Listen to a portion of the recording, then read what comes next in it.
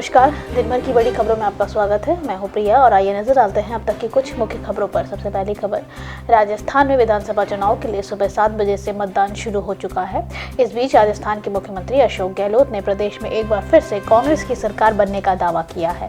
साथ ही राजस्थान में राज बदलेगा या रिवाज को लेकर मुख्यमंत्री अशोक गहलोत ने कहा कि राजस्थान में इस बार कांग्रेस की सरकार रिपीट होगी, क्योंकि जब केरल में 70 साल बाद रिवाज बदल सकता है तो राजस्थान में भी बदल सकता है। दरअसल पत्रकारों से बातचीत के दौरान इस बार राज बदलेगा या रिवाज के सवाल पर मुख्यमंत्री अशोक गहलोत ने कहा कि केरल में 70 साल से कांग्रेस और सीपीआई बारी बारी से सत्ता में आती थी, लेकिन इस बार सीपीआई एम की सरकार दोबारा बनी क्योंकि उन्होंने अच्छा काम किया है।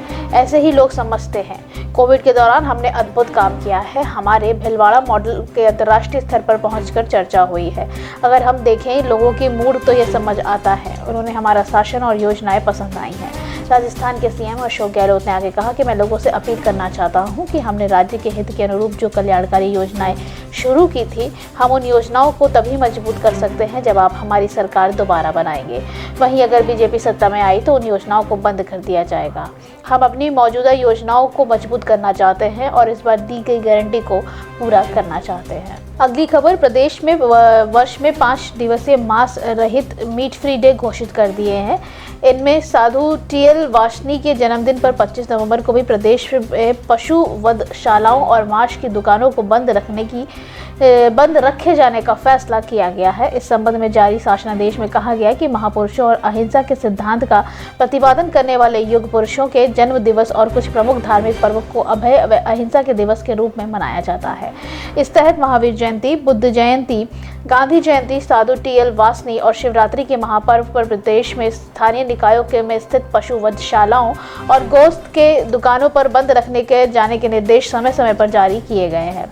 अब साधु टीएल वासनी के जन्मदिन 25 नवंबर 2023 को भी मांस रहित दिवस घोषित करते हुए प्रदेश के सभी शहरी निकायों में स्थित पशु वधशालाओं और गोश्त की दुकानों को बंद रखे जाने का निर्णय लिया गया है।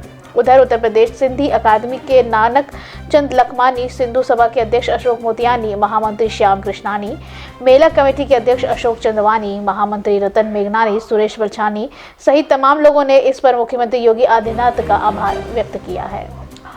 अगली खबर, एआईएमआईएम के अध्यक्ष असदुद्दीन ओवैसी ने आरोप लगाया है कि आरएसएस के लोग दिल्ली से आए हैं और तेलंगाना में कांग्रेस के लिए काम कर रहे हैं ताकि ये सुनिश्चित हो सके कि एआईएमआईएम के उम्मीदवार माजिद हुसैन विधानसभा क्षेत्र में जीत हासिल न कर पाए। ओवैसी ने अपने पार्टी के उम्मीदवार माजिद हुसैन के लिए हैदराबाद के विधानसभा क्षेत्र में एक जनसभा को संबोधित करते हुए कहा कि यह सुनिश्चित करना है के लिए कि एआईएमआईएम के उम्मीदवार माजिद हुसैन इस चुनाव में नहीं जीते। आरएसएस के लोग दिल्ली से आए हैं और कांग्रेस पार्टी के लिए काम कर रहे हैं। आरएसएस फैसला किया है कि वे खुलकर कांग्रेस उम्मीदवार का समर्थन करेंगे और बीजेपी के उम्मीदवार अपने घर पर बैठे हैं। ओवैसी ने आगे कहा कि जब उन्होंने खुलासा किया कि ट्रिपल तलाक कानून का इस्तेमाल मुस्लिम महिलाओं के खिलाफ किया जाएगा तो दोनों बीजेपी और कांग्रेस को यह पसंद नहीं आया। इससे पहले ओवैसी के भाई अकबरुद्दीन ओवैसी के खिलाफ हैदराबाद में एक पुलिस अधिकारी को कथित रूप से धमकाने का मामला दर्ज किया गया था। अकबरुद्दीन ओवैसी ने मंगलवार को एक पुलिस इंस्पेक्टर को धमकाया था जब उनसे राज्य में विधानसभा चुनाव के लिए लागू आदर्श आचार संहिता का पालन करने को कहा गया था। तब अकबरुद्दीन ने अपने भाषण को रोकने के लिए कहे जाने के बाद पुलिस कर्मी को धमकाया था। एआईएम के नेता जो हैदराबाद में लालिता बाबा के एक अभियान को संबोधित कर रहे थे, उन्होंने पुलिसकर्मी के आयोजन स्थल से चले जाने के लिए कहा कि आपको लगता है कि चाकू और गोलियां का सामना करने के बाद मैं कमज़ोर हो गया हूं, फिर भी मुझे बहुत साहस है। 5 मिनट बाकी है और मैं 5 मिनट में भाषण दूंगा, मुझे कोई नहीं रोक सकता। अगर मैं इशारा कर दूं तो आपको भागना होगा। क्या हम उसे भगा दें? मैं यही कह रहा हूं कि वे हमें कमज़ोर करने के लिए ऐसे आते हैं। अकबरुद्दीन ने ये बात कही है। अगली खबर, बिहार के पूर्वी चंपारण जिले में घोड़ासन थाना क्षेत्र में एक आवासीय घर में आग लगने से 3 लोगों की मौत हो गई है, जबकि 2 अन्य लोग बुरी तरह से झुलस गए हैं। दोनों की हालत काफी गंभीर बताई जा रही है। घटना की जानकारी मिलने के बाद मौके पर अग्निशमन दस्ता और पुलिस टीम पहुंची है। किसी तरह घर से बंद लोगों को बाहर निकाला जा सका। आग लगने का कारण शॉर्ट सर्किट बताया जा रहा है। पुलिस के मुताबिक पुरहनिया चौक निवासी सुबोध पंडित अपने परिवार के साथ बीती रात घर के मुख्य दरवाजे पर ताला लगाकर सोए हुए थे। सुबह में मॉर्निंग वॉक निकले लोगों ने घर से धुआं उठता देखा तो शोर मचाया। इस दौरान आग घर में फैल चुकी थी। इस बीच स्थानीय लोगों ने पुलिस और अग्निशमन दस्ता को फोन किया था। अग्निशमन की टीम पहुंची और घर के अंदर फंसे लोगों को निकालने का प्रयास किया। इस दौरान घर के मालिक सुबोध पंडित ने छत से नीचे छलांग लगा दी। स्थानीय लोगों की मदद से छत के रास्ते फंसे लोगों को इसी तरह से बाहर निकाला गया है। उन्हें स्थानीय प्राथमिक स्वास्थ्य केंद्र में भर्ती कराया गया है, जहां इलाज के दौरान 3 लोगों की मौत हो गई है। थाना प्रभारी संतोष कुमार ने बताया है कि आग पर काबू पा लिया गया है। मृतकों की पहचान रोशन कुमार पंडित, कविता देवी, शालू कुमारी के रूप में की गई है। घटना के बाद स्थानीय लोग काफी आक्रोशित हैं। पुलिस मामले की जांच में जुटी हुई है। अगली खबर, राजस्थान विधानसभा चुनाव 2023 के लिए केंद्रीय मंत्री व भाजपा नेता गजेंद्र सिंह शेखावत ने अपने परिवार सहित जोधपुर में वोट डाला है। वोट डालने के बाद उन्होंने कहा कि केंद्रीय मंत्री और भाजपा नेता की बीजेपी की प्रचंड बहुमत से सरकार आ रही है। जनता अब की बार मतदान के लिए समय जो पिछले 5 साल दुख तकलीफ झेला है उसे ध्यान में रखकर मतदान करने वाली है। वहीं राजस्थान के प्रदेश भाजपा अध्यक्ष व सांसद सीपी जोशी चित्तौड़गढ़ के एक मतदान केंद्र पर वोट डाला। उन्होंने कहा कि लोकतंत्र का ये महापर्व है, इसलिए सभी मतदाता को अपने मत का प्रयोग करना चाहिए, क्योंकि आपका एक मत सत्य, न्याय और सद्भाव का प्रतीक होता है, सुशासन का प्रतीक होता है। राजस्थान की जनता चल पड़ी है बीजेपी और पीएम मोदी के साथ, जिससे स्पष्ट लग रहा है कि बीजेपी आएगी और कांग्रेस जाएगी। राजस्थान विधानसभा चुनाव 2023 के लिए वोट डालने के बाद भाजपा नेता सतीश पुनिया ने कहा कि राजस्थान का मतदान इस बार कांग्रेस को सबक सिखाने की तैयार है, क्योंकि किसानों का कर्जा माफी, भ्रष्टाचार, बेरोजगारी, कानून व्यवस्था के मुद्दों पर राजस्थान एक प्रखर लोक जागरण हुआ है और वही कांग्रेस की हार का कारण बनेगा। अगली खबर, उत्तराखंड के उत्तरकाशी जिले में निर्माणाधीन सिलक्यारा सुरंग में 13 दिन से फंसे 41 श्रमिकों को निकालने के लिए बचावकर्ता हाथ से ड्रिलिंग करने का विचार कर रहे हैं।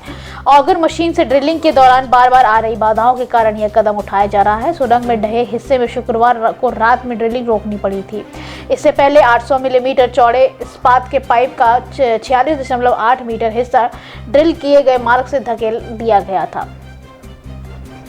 सुरंग के ढहे हिस्से की लंबाई करीब 60 मीटर है। श्रमिकों तक भोजन एवं अन्य आवश्यक वस्तुओं की आपूर्ति के लिए 6 इंच चौड़े ट्यूब को 47 मीटर तक पहुंचा दिया गया है। एक अधिकारी ने बताया कि ऑगर मशीन शुक्रवार को ड्रिलिंग बहाल होने के कुछ देर बाद स्पष्ट रूप से किसी धातु की वस्तु के कारण बाधित हो गई है।